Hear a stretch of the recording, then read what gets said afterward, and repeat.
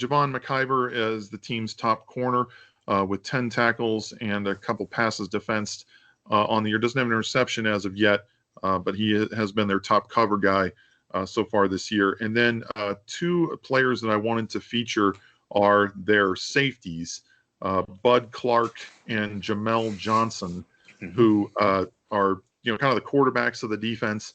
They've had really solid years so far. A couple pro prospects, these guys. Johnson, 20 tackles to go along with 2 interceptions. Clark, 13 tackles and a 2 passes defense and a pick 6 on the season as well. So that is a very a very talented secondary. They don't have as much talent in the front, but they will get after the quarterback. They love to blitz from all angles. They'll bring the DBs up and get after it quite a bit. So this is and also Kylan Jackson, who's their nickel corner. He's listed as a safety, but they play him in the nickel quite a bit. He's an LSU transfer, has 11 tackles and a sack on the season as well. So high risk, high reward, huh? Yeah, they will get after it. They try to force turnovers where they can. It's because they don't have as much talent in the front as they do on the back end. So they try to force the opposing offense to make quick decisions that will hopefully lead to mistakes, and they do. So they have a good scheme with Avalos running things there, the former Boise State head coach. So sure, the very tough defense, certainly one that's going to be a force, I think, from top to bottom coming into this game. And that takes us into our keys to the game, presented by Sleep in Heavenly Peace, a great nonprofit that builds beds for families in need. Please support Sleep in Heavenly Peace. And for me, I think this game is going to be won or lost in the trenches on both sides of the ball. After kind of a disappointing performance against Baylor as far as running the ball, I feel like that is something that you really need to do. You need to establish the run early and often against this team that doesn't have the most talented front when it comes to stopping the run. Again, they have not faced a rushing offense quite like ASU's to this point, one that can blow people off the ball, that has shown itself capable of taking over a game and moving the chains and moving the ball downfield, and even being a home run threat with Raleigh Brown, on the ground. And this is something that they're going to have to do to control the clock and keep that talented TCU offense off the field and out of rhythm.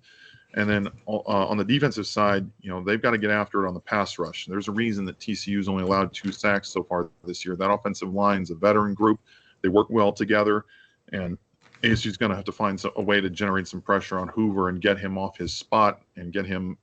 He does throw well on the run, but he prefers to stay in the pocket and in a clean pocket and throw. So they're going to need to get after it on the pass rush to force some third and longs, some obvious passing downs, so that they can hopefully get off the field and not let this TCU team put a lot of points on the board. And speaking of which, TCU, as good as their offense is, they rely a lot on big plays. They like to throw the ball down the field and shoot for the home run ball. My thing is, keep everything in front of you. Yeah, they're going to get first downs. They're going to move the ball a little bit. They're going to get into field goal range. But with their kicker issues right now, I feel like if you can hold them to field goal attempts, I think you give yourself a great chance to win, especially if you can create 2 turnovers.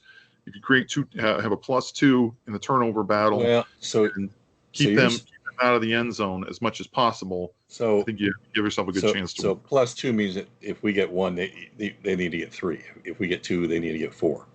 Yeah. So you're saying +2 in turnovers, correct? Yes, that's what I mean. I think that's fair. Because it is going to come down to number of possessions for 2 teams that can score. Our points are going up, or our efficiencies. Sam's getting better at things, and we got some people that are overdue. I really feel like we got some receivers and some new wrinkles to the game that like with the slot and being able to contribute. Eusebio. But I think these are great keys.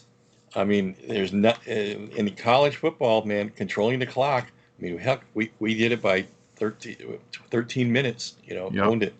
That's a Against Baylor, right? that's a huge part of the game, man. And I know people like to see lots of scoring. I love it when a score. I love low scoring defensive oriented games. To me, it's just as exciting. But Well, and that type of game would favor ASU if they can make it at this, happen somehow. yeah, and I think we've shown that our defense has been carrying the day, and when they do falter, offense will come back now. But mine are. I had a whole bunch, and I had to really whittle them down. But we've got to get more points in the red zone. Our red zone efficiency is lacking. So what's one of my first things I'm looking for to win this game. We've got to get sixes instead of threes, and then we've got to keep running and be better at the run, and which means your time of possession is going to be, you need to win that as well. But I think it's all about to me it's all about disrupting Hoover, and getting him out of rhythm early on, so he's just not comfortable back there. So Right. we're gonna pull out the stops early on to get him be disruptive. And I'm saying when you focus on winning the turnover, I'm focusing on winning the sack number. If we can be +2 in sacks, I think that's a real critical number for us this week. And I think, while we're getting 2 a game, that really, that likely means that we're going to have to get around 4 sacks to win this game. And the reason why I say that is because I think we need to get them. Second down is critical. We need to put them in a very predictable third down situation, third and long, so we know what they're going to be. They're going to be passing, right? Right. And so we need to force them to be very predictable in third down stops. And then obviously we need the fans to keep making noise all 4 quarters. We have a competitive advantage, folks. Stick around for the fourth quarter. This is Yes. a 4-quarter team. We don't quit. That'll tell you something. That's one of our hallmarks since Kenny got here. Is we do not quit, and we need to keep executing into the fourth quarter. Really, and that's part of the red zone efficiency. But we need to be really sharp in the fourth quarter, I think, to win this game. So those are mine. I know it's a bunch, but there's some offense and some defense. Well, But there's a lot to this game, especially with as talented as TCU is on offense. They're going to have to. ASU's defense is going to have to step up again because we talked about this stretch against these 4 games to open the Big 12 conference schedule were crucial to the rest of the season. Right. And this is just another brick in the wall, so to speak, with I think how things play out this year.